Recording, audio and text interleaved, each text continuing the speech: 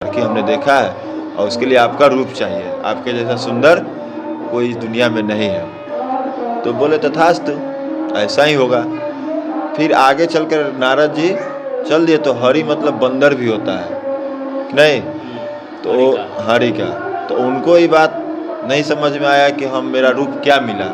उनको लगा कि विष्णु भगवान ने अपना वाला रूप मेरे को दे दिया, इसलिए वो चल दिए। जब स्वयंवर का समय आया, निकट आया, तो स्वयंवर में नारद जी भी पहुंच गए। पहुंचने के बाद उनको लगा कि भाई आज तो मेरे ही गर्दन में माला पड़ेगा। में नारद जी घेर करके उनको श्राप दिए और वही गण लोग बताया कि अपना चेहरा देखे हैं कुआं में, बगल में कुआं है, थोड़ा सा चेहरा देख लीजिए। तो जब कुआं में चेहरा देखने के लिए गए तो चेहरा देखने में उनको बंदर सा चेहरा दिखाई दिया। इसके बाद में उन्होंने क्या किया कि वहाँ विष्णु भगवान के पास गए और विष्णु भगवान को श्राप दिया कि जैसे मैं आज स्त्री वियोग में तड़प रहा हूँ, एक दिन तुम भी तड़पोगे, और जो मेरा चेहरा दिया है बंदर का, यही बंदर आगे चल करके तुम्हें काम होगा। आगे चल करके रामावतार हुआ, हनुमान जी का जन्म हुआ। नमस्कार, स्वागत है आपका समाचार.com में। मैं गणपत आर्य।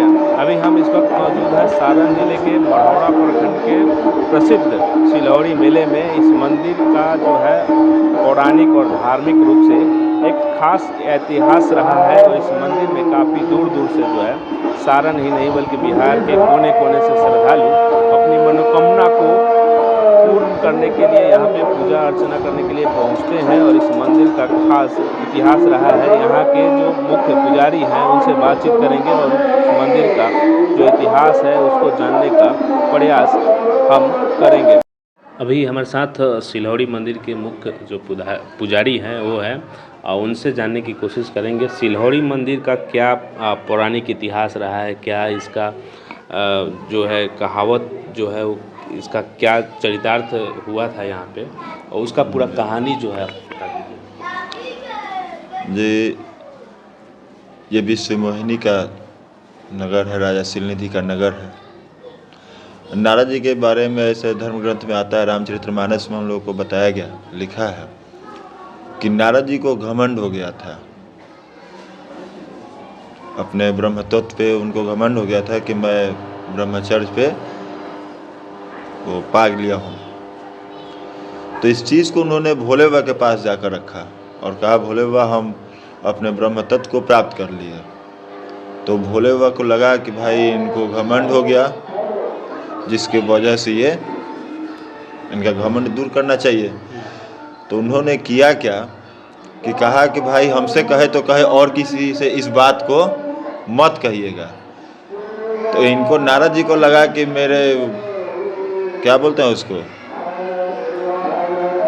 समाज में मान सम्मान का, स्वाभिमान का ही हनन हो रहा है, काहे नहीं हम कहेंगे भाई। तो तुरंत विष्णु लोग गए और विष्णु भगवान से इस बात को कह दिया। तो विष्णु भगवान को भी लगा कि भाई घमंड में है, इनका घमंड चूर करना चाहिए, दूर करना चाहिए। तो उन्होंने क्या किया, एक माया का नगर रचा। उस माया के नगर का नाम, राजा का नाम था राजा सीलनिधि, और उनके यहाँ कन्या रूपी में लक्ष्मी जी का जन्म हुआ। विश्वमोहिनी नाम से जब आगे चल करके प्रख्यात हुई, आगे चल करके प्रख्यात हुई, तो एक दिन का बात ऐसा है कि नारद जी घूमते घूमते इस मृत्यु लोक में आ पहुँचे। पहुँचने के बाद देखे कि भाई इस यहाँ देखे कि विचित्र विचित्र लोग रहते थे। तो उनको अच्छा लगा, तो उनको लगा कि भाई चल के इस नगर के राजा से हमको मिलना चाहिए।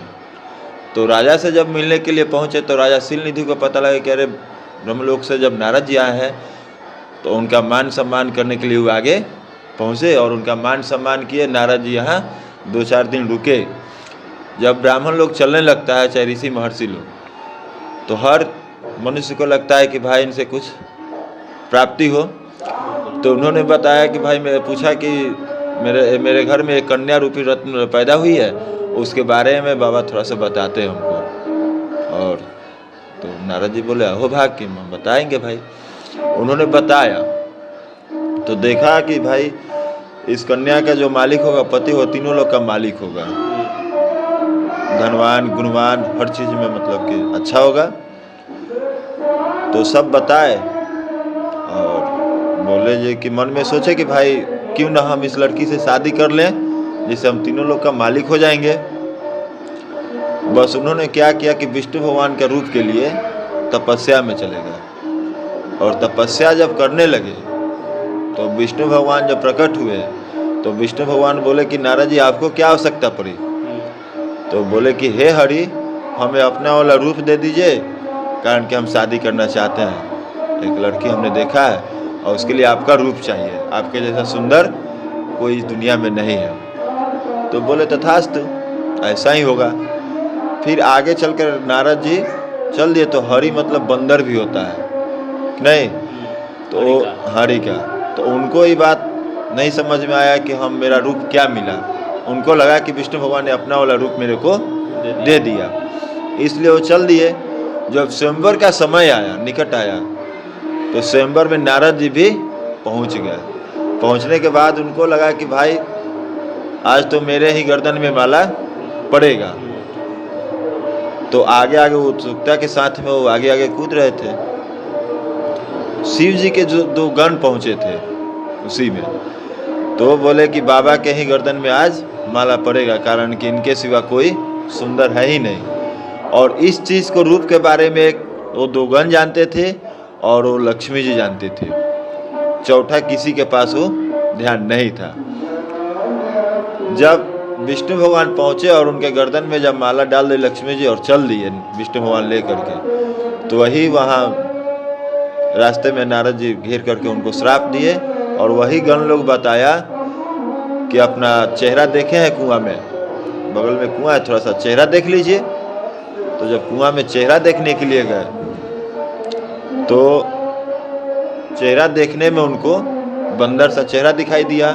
इसके बाद में उन्होंने क्या किया कि वहाँ विष्णु भगवान के पास गए और विष्णु भगवान को श्राप दिया कि जैसे मैं आज स्त्री वियोग में तड़प रहा हूँ, एक दिन तुम भी तड़पोगे, और जो मेरा चेहरा दिया है बंदर का, यही बंदर आगे चल करके तुम्हें काम होगा। आगे चल करके रामावतार हुआ, हनुमान जी का जन्म हुआ, 11वां रूप जिसको बोलते हैं।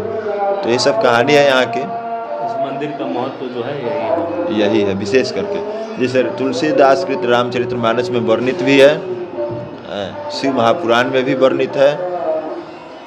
कहाँ से लोग आते हैं इस मंदिर में? जो बहुत दूर दूर से लोग आता है, हिंदुस्तान के कोने कोने से लोग यहाँ जलाभिषेक करने के लिए आते हैं। क्या मान्यताएं हैं जो लोगों की जो मनोकामना है? हर तरह की जो जैसा मनोकामना मांगता है, जिस मान्यता से पूजा करता है, उसकी बाबा हर मनोकामना को पूर्ण करते हैं। क्या नाम है? मेरा नाम Dharmendra Kumar Upadhyay.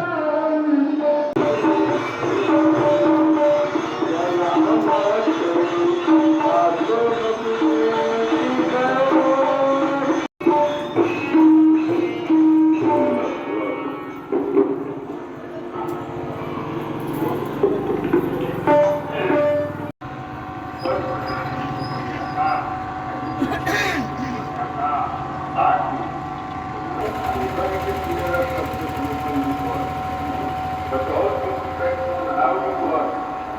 They set up work